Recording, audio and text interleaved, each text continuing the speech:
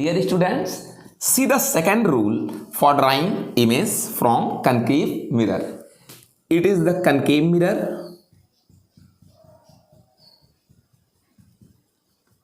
and principal axis, pole, focus point and center of curvature.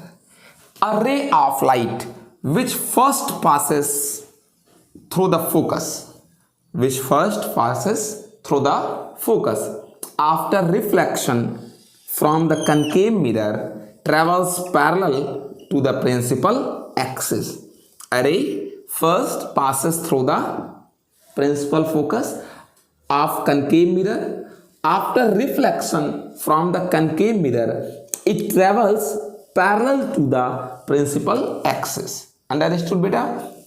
कोई भी रे, जो लाइट रे हैं, अगर वो कनकेव मिरर के फोकस से ही पहले जाती हैं, पास होती हैं, देन आफ्टर रिफ्लेक्शन वे प्रिंसिपल एक्सिस के कैसी हो जाती हैं? पैरेलल हो जाती हैं. यस बेटा, this is the second rule of the reflection.